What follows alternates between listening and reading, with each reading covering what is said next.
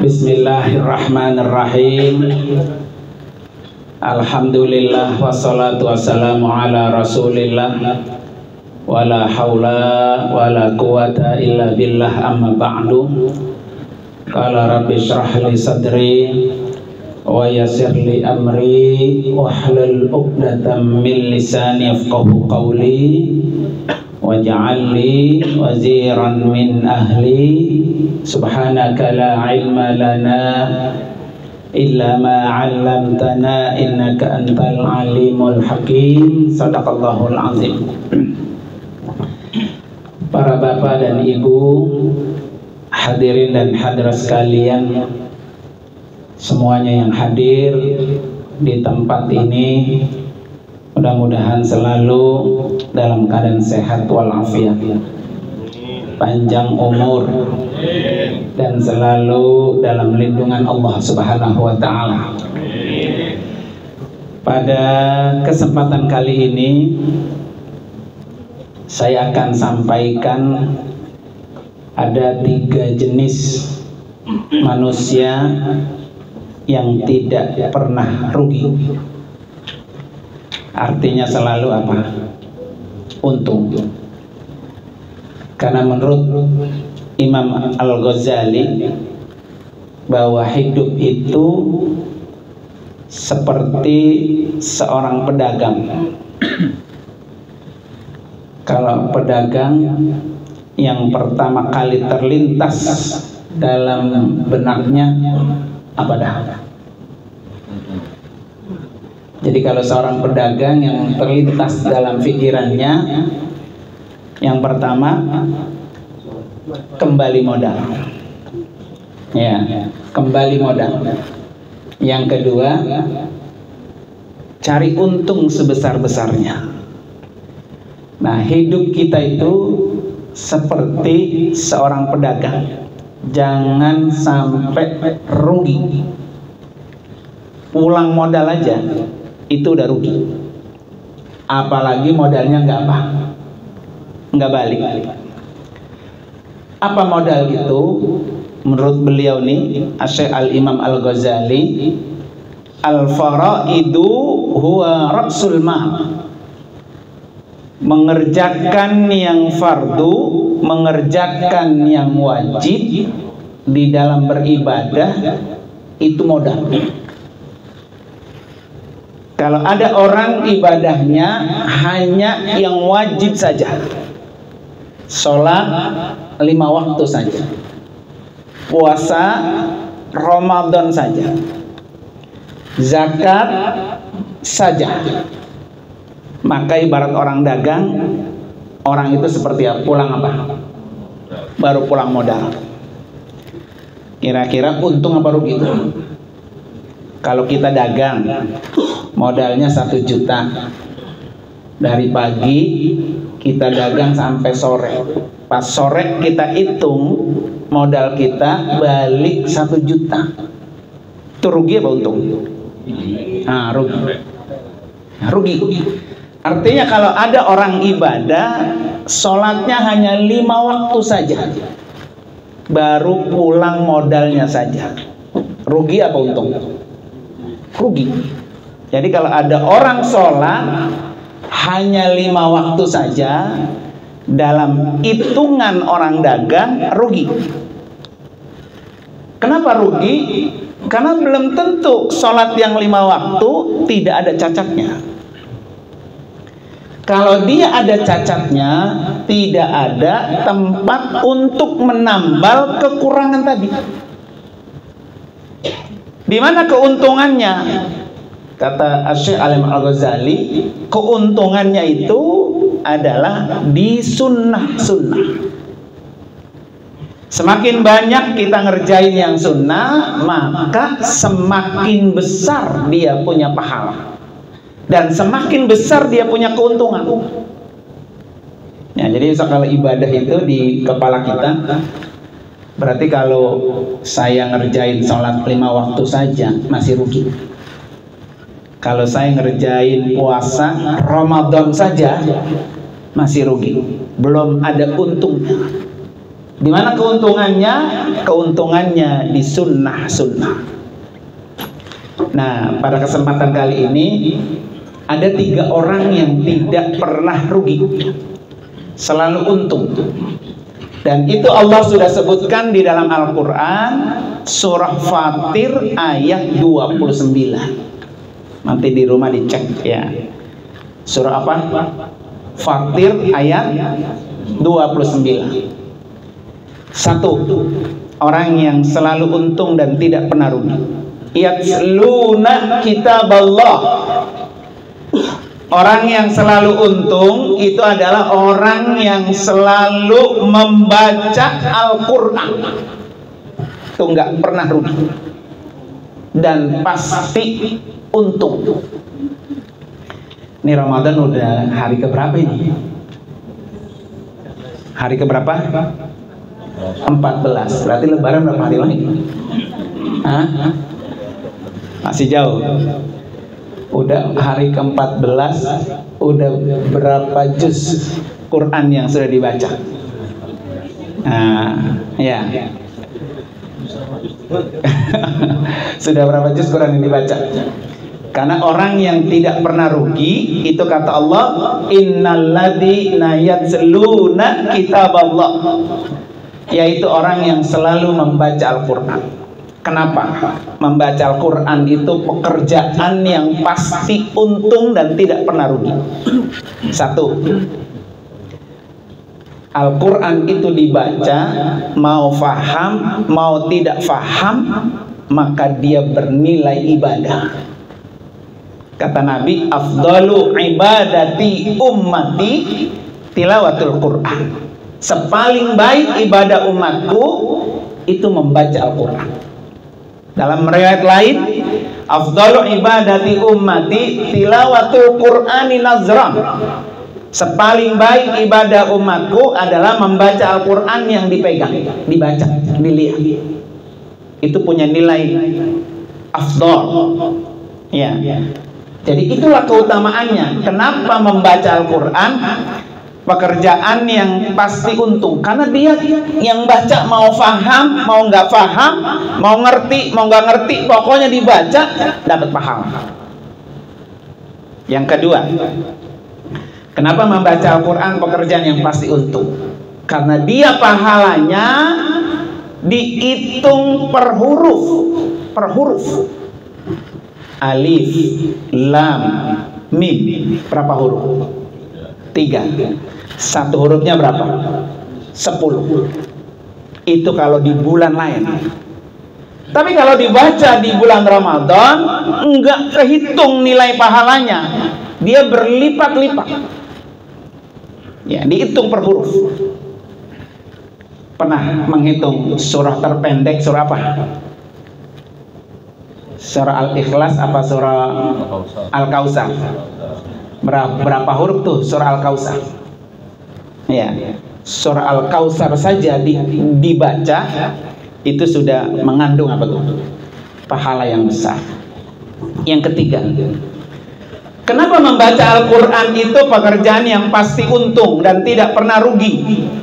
Karena Al-Quran itu akan datang kepada si pembacanya pada hari kiamat, memberikan bantuan syafaat. Maka saya tanya tadi, di bulan Ramadan ini hari yang ke-14 udah berapa juz dibaca? Ya, kalau yang pengen mendapatkan syafaatnya Al-Quran, maka dia dibaca. Ya, maka dia dibaca. Kalau dia dibaca, maka Al-Quran itu nanti akan menyari. Dia mencari sendiri siapa orang yang sering membacanya, dialah yang akan ditolong, diberikan syafaat oleh Allah Subhanahu wa Ta'ala dengan apa? Sebab apa? Al-Quran. Makanya ketika kita selesai baca Al-Quran, ada doanya tuh. Ada yang bisa nggak di sini? Allahumma arhamna. Terus waj'al imama wa nura wa hudan. Coba yang semangat. Allahumma dzakirna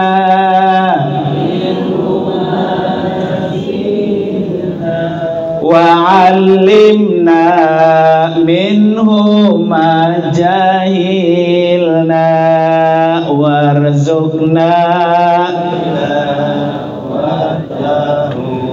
ana al-laili wa atrafan nahar waj'alhu lana hujjatan. Satu kali lagi coba. Yang semangatin ya. Allahumma arhamna bil Qur'an waj'alhu lana imama wa nuran wa hudan wa rahmah. Allahumma dzakirna minhu ma nasina wa 'allimna minhu ma jahilna warzuqna tilawatahu ana al-laili wa atrafan nahar waj'alhu lana hujjatan ya rabbal alamin. Masya Allah. Jadi dalam doanya itu sudah jelas, Allahumma arhamna bil Qur'an, ya Allah sayangi kami dengan Al-Quran. Dan di ujungnya waj'alna hujjatan, jadikan dia sebagai apa? Hujjah, sebagai dalil ketika nanti kita berada di alam akhirat. Ya. Jadi di bulan Ramadan ini, bulan didatangkannya Al-Quran, maka siapa yang banyak membacanya, dialah yang berhak mendapatkan apa tuh? Syafaat. Maka kata Nabi, yasfa'ani lil abdi yaumal qiyamah. Ada dua yang memberikan syafaat pada hari kiamat itu. Yang pertama as-siyam, puasa. Jadi puasa yang kita tunaikan itu akan memberikan syafaat sama orang yang puasa. Yang kedua, Al-Quran. Al-Quran itu akan datang sebagai pemberi syafaat. Ya, mudah-mudahan nih di hari yang ke-14 yang belum sampai selesai, target biar Al-Quran datang nanti sebagai pembela buat orang yang membaca. Kemudian yang kedua, orang yang tidak pernah rugi. Tadi kan ada tiga jenis orang kan. Orang pertama adalah yang tidak pernah rugi, yang pasti untung adalah orang yang selalu membaca Al-Quran. Yang kedua, wa yuqimus shalah. Orang yang pasti untung dan tidak pernah rugi adalah orang yang selalu sholat. Selalu sholat. Iya. Maka orang yang selalu sholat ini hidupnya pasti selamat, baik di dunia maupun di akhirat. Makanya kata seorang guru yang viral nih, Ustazah Halimah Idrus, beliau berpesan kepada putra putrinya dua hal, jangan kau tinggalkan. Yang pertama, jangan pernah tinggalkan sholat. Karena kalau kamu tinggalkan sholat, berarti kamu sudah ninggalin Allah. Kalau Allah saja sudah kamu tinggalkan, bagaimana dengan yang lain? Padahal Allah itu maha penentu segalanya. Maha penentu segalanya. Nah, kita nih hari ini masih bisa seperti ini, itu karena ditentukan oleh Allah Subhanahu wa Ta'ala. Termasuk juga adalah kita hidup ini ditentukan oleh Allah Subhanahu wa Ta'ala. Tidak ada jaminan kalau besok atau entar malam kita masih hidup apa enggak. Kalau ternyata hari ini adalah hari terakhir kita ada di dunia, sementara kita sering ninggalin puasa, sering ninggalin sholat, maka orang itu tidak akan pernah selamat. Ya, orang yang selamat itu adalah orang yang melakukan sholat. Makanya ada hadis Rasulullah mengatakan apa? Inna awwala ma yuhasabu bihil abdu yaumal qiyamah, perkara yang pertama kali dihisab, diminta pertanggungjawabannya di hadapan Allah adalah sholat. Kalau sholatnya baik, waqad anjaha wa aflaha, orang ini pasti beruntung dan sukses. Jadi sukses itu diukur sejauh mana dia sholat. Ya. Dan kalau ada orang sholat cuma yang 5 waktu saja, nah, saya ucapkan tadi di awal, berarti orang itu ibarat orang pedagang baru pulang apa? Modal, belum ada untung. Di mana keuntungannya? Di qobliyah, di ba'diyah, di duha, di sholat malam, di sholat taraweh. Nah, termasuk ini nih, sholat taraweh udah ada yang bolong belum sampai malam ini? Nah, ya. Nah, yang belum bolong, alhamdulillah. Ya, yang belum bolong ya, alhamdulillah. Ya. Kalau yang udah bolong, ini rugi besar. Rugi besar. Ya. Rasulullah sampai bilang begini, rogima anfu, orang ini menjadi celaka, orang ini menjadi rugi, orang ini menjadi hina. Kenapa? Dakhala Ramadan lam yughfar lahu. Dia udah ketemu dengan bulan Ramadan, dosanya enggak dihapus, masih punya dosa. Padahal Ramadan udah nyampe di depan dia. Ya. Dengan apa dosanya nggak dihapus? Karena dia tidak melakukan amal-amal soleh selama di bulan Ramadan. Tidak puasa. Ya, orang yang tidak puasa dosanya nggak dihapus. Tetapi orang yang berpuasa mulai dari terbit fajar, dari imsak sampai maghrib, jika dia melakukan dosa dari fajar sampai maghrib, dengan dia berpuasa, maka dosa dari fajar ke maghrib Allah hapus dengan puasa. Dalilnya apa? Jelas, Sahih Bukhari. Man shoma Ramadana imanan wahtisaban ghufira. Nah, itu hadisnya, dalilnya jelas, Sahih. Di sini Nabi mengatakan soma. Apa soma artinya? Telah berpuasa. Ya, kalau yasumu sedang berpuasa. Tapi kalau Nabi bilang soma berarti udah apa? Udah puasa. Dan orang yang telah puasa, begitu redaksinya, orang yang sudah berpuasa kemudian puasanya karena iman kepada Allah, maka dosa orang itu Allah hapus. Ya, maka redaksinya pakai soma, pekerjaan yang sudah dilakukan. Jadi kalau pengen dihapus dosanya dari fajar sampai maghrib, maka lakukan apa? Puasa. Nanti malam harinya Allah fasilitasi lagi. Dengan apa? Dengan sholat malam. Dari maghrib sampai fajar, dosa orang itu dihapus oleh Allah dengan sebab dia melakukan qiyam Ramadan. Ya, sholat malam di antaranya tarawih. Berarti kalau malam Ramadan kita nggak tarawih, berarti dosa kita dari maghrib sampai fajar nggak diapain tuh? Nggak dihapus. Allah sudah fasilitasi. Kenapa kita sampai ketemu dengan Ramadan? Karena Ramadan itu fasilitas dari Allah agar hambanya itu tidak berdosa. Tidak berdosa. Maka ketemu Ramadan dengan puasa dihapus siang hari. Ketemu Ramadan di malam hari dengan sholat taraweh dihapus. Makanya kalau siang nggak puasa, malam nggak terawih, kira-kira lebak mana tuh dihapusnya?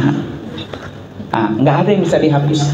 Makanya kata Imam Qatadah, malam yughfar lahu fi Ramadan. Kalau ada orang yang di bulan Ramadan dosanya tidak diampuni, falan yughfar lahu fi ma siwa. Orang itu berpeluang di bulan-bulan lain, di bulan Ramadan punya kesempatan dosanya tidak Allah hapus. Nauzubillah. Ya, jadi kalau bulan Ramadan nih dosa orang itu nggak dihapus, maka di luar bulan Ramadan dosa orang itu juga berpeluang tidak diapain, tidak dihapus. Karena Ramadan itu datang 1 tahun sekali. Tahun depan, kira-kira ada nggak yang bisa menjamin kita ketemu Ramadan? Nggak ada. Sekali ketemu dengan Ramadan, maka maksimalkan. Karena belum tentu Ramadan tahun akan datang kita bisa berjumpa lagi dengan Ramadan. Itulah yang Nabi sebut celaka, rugi besar, hina orang yang sudah ketemu Ramadan ternyata dosanya nggak diapain, nggak dihapus. Biasanya yang kagak puasa, kagak sholat malam, hari rayanya paling apa tuh? Paling getem. Baru ketemu minal aidin wal faizin ya gitu. Begitu nggak Bu? Ya. Minal aidin artinya apa? Minal aidin, orang itu kembali suci. Siapa? Yang puasa sama yang malam sholat. Orang nggak puasa, agak sholat lagi minal aidin. Ya Pak ya. Kemudian wal faizin artinya apa? Orang yang sukses, orang yang berhasil. Berhasil apa? Berhasil melalui hari demi hari, malam demi malam di bulan Ramadan, berhasil dia lakukan. Maka Allah kasih hadiah besar. Orang yang puasa, orang yang sholat di malam hari, hadiah besarnya apa? Idul Fitri. Ya, orang itu kembali boleh berbuka. Ya, fitri itu artinya berbuka. Nah, sholat ini di bulan Ramadan terutama ya adalah pahalanya berlipat. Jadi kalau orang sholat 5 waktu saja, ibarat orang dagang baru pulang apa? Modal. Jadi kalau pengen punya untung kerjain yang apa? Sunnah Ramadan banyak. Ada yang tahu nggak di sini? Sholat sunat rawatib. Ada yang tahu? Apa sholat sunat rawatib? Halo? Ada yang tahu? Sholat sunat rawatib ba'diyah qobliyah. Yang sangat dianjurkan sholat qobliyah ba'diyah sehari semalam berapa belas rakaat? Mana? Nyebut 12. Nunjuk. Mana? Bukan. Siapa yang nyebut 12? Jangan takut, nggak apa-apa. Kalau salah ya orang nggak tahu yang nggak dia. Berapa Bu? 12. Ibu tahu 12 itu sholat apa aja? Qobliyah subuh. Qobliyah zuhur 4 berarti 6. Ba'diyah zuhur 2. Nah, terus Bagir maghrib 2. Masya Allah, karena ibu bisa jawab, saya kasih hadiah buku saya. Ada buku saya ini ibu. Selamat Bu ya. Daud hadiah itu buku saya tuh. Nah, saya sengaja saya bawa tuh untuk yang bisa jawab kuis. Berarti sholat rawatib qobliyah ba'diyah itu ada 12 rakaat. 4 sebelum zuhur, 2 sesudah zuhur, 2 sesudah maghrib, 2 sesudah isya, 2 sebelum subuh. Ada yang tahu keutamaannya apa? Siapa orang yang ngerjain sholat sunat rawatib 12 rakaat, bunyalahu baitun fil jannah. Orang itu Allah bangunkan rumah di surga. Ya, jadi kalau pengen punya rumah di surga, nggak usah kredit, nggak usah. Ya, nggak usah. Cukup setiap hari Sholat sunat rawatib berapa belas? 12. Kalau rawatibnya yang 12 rakaat dilakukan setiap hari, pasti yang wajib nggak pernah dipindah. Pasti itu. Ya.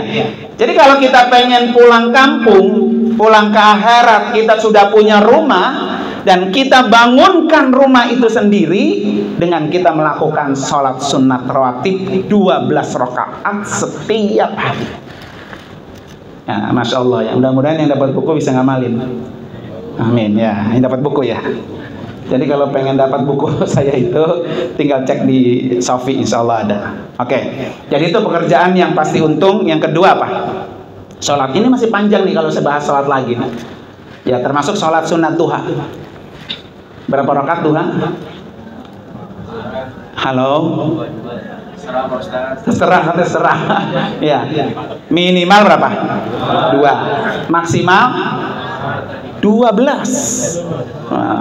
12. Termasuk di ujung hadisnya itu, orang yang mampu melakukan duhanya 12 rakaat setiap hari, banallahu baitan fil jannah. Allah bangunin rumah juga di surga. Wah, sehari udah dapat 2 tuh. Ya, sehari dapat 2 rumah. Sampai kata capek. Ya, makanya nanti kan gini Pak. Tanda-tanda orang ketika sakaratul maut itu ada keringatnya, itu tanda lelah, dia capek karena dunianya dipakai buat ibadah. Ya. Dan orang itu nanti sudah dikasih gambaran tuh, video sama malaikat, ini nih tempat kamu. Ya, nggak apa-apa. Maka kata Allah apa? Inna ma'al usri. Nah, apalkan ayatnya? Inna ma'al usri. Apa artinya? Capek-capek dulu, baru senang kemudian. Jadi kalau kita pengen di akhiratnya bahagia, di dunianya kudu apa? Capek. Berapa menit Pak? Ya, masih ada waktu ya. 2 menit lagi ya. Yang ketiga, yang terakhir. Ya, yang terakhir, orang yang pasti untung dalam surah Fatir, wa anfaqu mimma razaqnakum sirran wa alaniyah. Orang yang pasti untung adalah orang yang menginfakkan hartanya yang telah Allah berikan rezeki kepadanya, baik dalam keadaan sembunyi-sembunyi atau terang-terangan. Ya, jadi orang berinfak itu, berzakat, bersedekah, itu orang yang tidak pernah rugi. Kenapa? 1, zakat itu artinya at-toharatu, suci. Harta yang kita keluarkan untuk zakat, infak, sedekah, maka harta kita menjadi harta yang bersih. Enggak banyak, cuma 2,5%. Jadi kalau kita punya harta 10 juta, dikeluarin 2,5%, berapa duit Bu? 220.000. Saya tanya, mauan yang 250.000 apa mauan yang 9.750.000? Kalau suruh pilih, Bapak mau ambil yang 250.000 apa yang mau ambil 9.720.000? Ya kan? Artinya yang kita punya 10 juta, hak orang lain itu cuma 250.000, tapi milik kita, milik yang kita punya 9.720.000, dan itu yang 9.750.000 menjadi harta yang bersih. Kalau dia bersih, kita makan, istri kita makan, anak kita makan, maka daging mereka tumbuh dari hasil yang bersih. Kalau dia tumbuh dan berkembang dari harta yang bersih, dagingnya menjadi bersih, maka dia berpeluang, berkesempatan besar untuk bisa masuk surga. Karena surga itu nggak ada orang yang kotor, nggak ada. Surga itu hanya untuk orang-orang yang bersih. Di antaranya apa yang dia makan itu dari harta yang bersih. Ya, jadi mustahil, nggak mungkin Orang bermimpi, berharap ingin masuk surga, tapi dia punya harta, tidak pernah dia keluarkan untuk zakat dan infak sedekah. Yang kedua, zakat itu artinya apa? Bertambah dan berkembang. Jadi kalau pengen hartanya bertambah dan berkembang, maka keluarin untuk bersedekah, berinfak. Dan bersedekah, berinfak di bulan Ramadan, nilai pahalanya berlipat dibanding di luar bulan Ramadan. Makanya kenapa orang ketika Ramadan berburu ngasih takjil, ngasih infak, keluarin zakat, sedekah, karena pahalanya besar. Dan tidak ada jaminan kita ketemu lagi Ramadan. Yang ketiga, ya, nanti harta yang zakat itu harta yang apa? Toharoh, namaun. Yang ketiga, barokatun, berkah. Ya, berkah itu artinya apa sih, Pak? Bu, ziyadatul khair, bertambah kebaikannya. Bapak Ibu punya gaji sekian, ya, kalau berkah cukup. Tapi kalau nggak berkah, sebanyak apapun gaji, itu merasa tetap kurang apa? Kurang cukup. Nah, di situ letaknya tidak ada apa? Keberkahan. Maka pekerjaan yang ketiga yang pasti untung adalah pekerjaan yang orang bisa menginfakkan hartanya. Nah, oleh karena itu di kesempatan yang mulia ini, ya, di bulan yang mulia ini, punya rezeki berbagi. Dan jangan pernah takut kalau apa yang kita punya itu akan mengurangi yang kita miliki. Tuh, ada 3 jenis orang yang selalu beruntung. Ada yang bertanya? Nggak ada? Nah, bagus berarti. Ya. Ibu ada? Nggak ada yang bertanya? Nah, kalau nggak bertanya kita cukupkan. Saya masih buka sesi pertanyaannya. Jadi ada berapa? Ada berapa orang yang pasti untung? 3. Yang pertama, selalu membaca Al-Quran. Yang kedua, selalu sholat. Dan yang ketiga, suka berbagi. Ya, karena dengan berbagi itu akan menambah empati kita kepada orang-orang apa yang kurang berkecukupan. Nah, kalau tidak ada yang nanya, saya cukupkan saja. Ya, oke. Terima kasih atas perhatiannya. Mari sama-sama kita baca suratul Fatihah. Mudah-mudahan puasa kita Allah terima. Mudah-mudahan yang puasa dosa kita semua dihapus oleh Allah Subhanahu wa taala. Yang masih suka bolong, sholat-sholatnya bolong, ya. Mudah-mudahan Allah kasih kita hidayah. Ya, karena sholat taraweh itu ketemunya setahun sekali. Kalau sekali nggak taraweh, maka kesono banyak yang bolong. Mudah-mudahan kita semua amal kita diterima oleh Allah Subhanahu wa taala. Ala hadini al-Fatihah. A'udzubillahi minasyaitonir rajim. Bismillahirrahmanirrahim. Alhamdulillahirabbil alamin. Arrahmanir rahim. Maliki yaumiddin. Iyyaka na'budu wa iyyaka nasta'in. Ihdinas siratal mustaqim. Siratal ladzina an'amta 'alaihim ghairil maghdubi 'alaihim waladdallin. Amin. Terima kasih. Wassalamualaikum warahmatullahi wabarakatuh.